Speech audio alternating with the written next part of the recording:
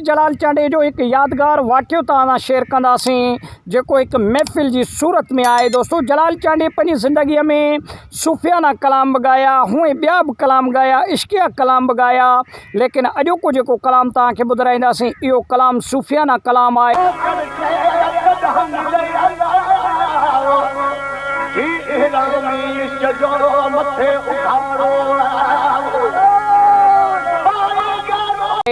ऐं हिन जा कुझु ॿोल इहे आहिनि त आकड़ अंदर मां कढंदे त तॾहिं मिलंदई अला। दोस्तों, अहिड़ा कुझु ॿोल आहिनि जलाल चांडे जा हिन कलाम जा। ऐं हीअ कलाम जेको आहे सो तमामु बहितरीनु आहे ऐं महफ़िल बि जेका आहे तमामु ख़ूबसूरत महफ़िल आहे। हिन में तव्हां ॾिसो त सभई माण्हू जेको आहे सो वेठा आहिनि, हिकु ग़रीबाणो माहौल, पुराणे ज़माने जा इहे वीडियो आहिनि जेके हिन वक़्तु सोशल मीडिया ते तमामु घणो वायरल पिया थियनि। दोस्तों, इन्हनि वीडियोनि खे माण्हू यूट्यूब ऐं फेसबुक ते तमामु घणो सर्च कंदा आहिनि, छाजे करे जो पुराणा वीडियो तमामु बहितरीनु आहिनि जलाल चांडे जा ऐं यादगार वाक़िया आहिनि। दोस्तों, इन में इहे बि कुझु जेको आहे सो चयो वञे थो त जलाल चांडे जो इहो अंदाज़ हूंदो हुयो जो सिज लथे जेको आहे सो तक़रीबन सुम्हण जे टाइम ते अची उन महफ़िल में वेहंदो हुयो, ॻाईंदे ॻाईंदे सिज उभरी वेंदो हुयो, लेकिन जलाल चांडियो पंहिंजे मौसीक़ी खे कंटिन्यू रखंदो, ॻाईंदो रहंदो हुयो। जलाल चांडियो चांहि जो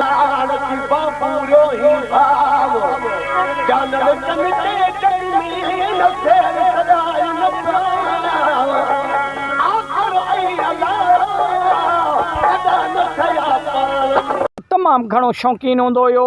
जे अगरि मानी तव्हां वटि कोन्हे, जे अगरि मानी उनखे न बि मिले जलाल चांडे खे, तॾहिं बि वक़्तु गुज़री वेंदो हुयो, लेकिन चांहि जो तमामु घणो शौक़ीन हूंदो हुयो। खोड़ सारा फ़ोटोज़ तव्हां ॾिठा हूंदा, ॻाइण जे दौरान ॻाईंदे ॻाईंदे जलाल चांडे खे चांहि आणे ॾींदा हुया त उते ई ॻाइणु बंदि करे चांहि पी पोइ वरी स्टार्ट कंदो हुयो। ईअं सम्झो त जीअं गाॾीअ में तेल जीअं पवंदो आहे, तेल वारो कमु कंदो हुयो चांहि।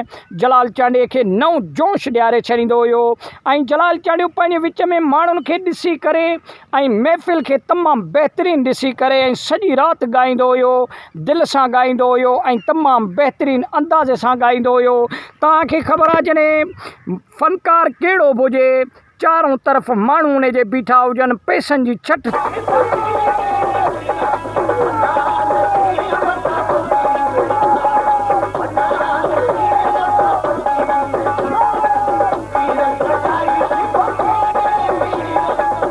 चटणा हुजे त उहो फ़नकार किथां बसि कंदो ऐं कीअं जेको आहे सो चुप कंदो।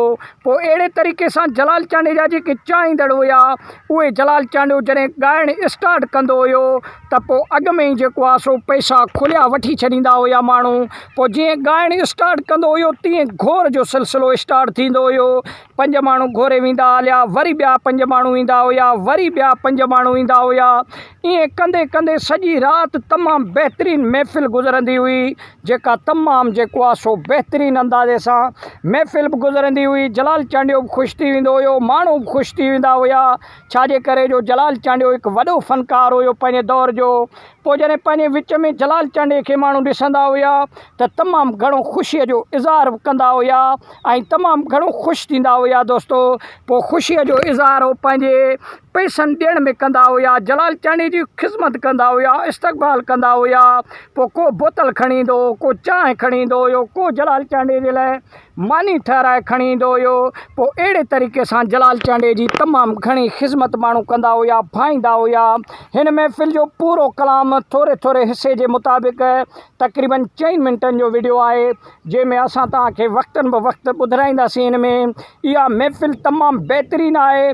जे अगरि तव्हांखे सुठो लॻो हुजे त लाइक ऐं शेयर कयो, चैनल खे सब्सक्राइब कयो, सुठो कमेंट ॾेई पंहिंजी राय जो इज़हार लाज़मी ॾींदा। अल्लाह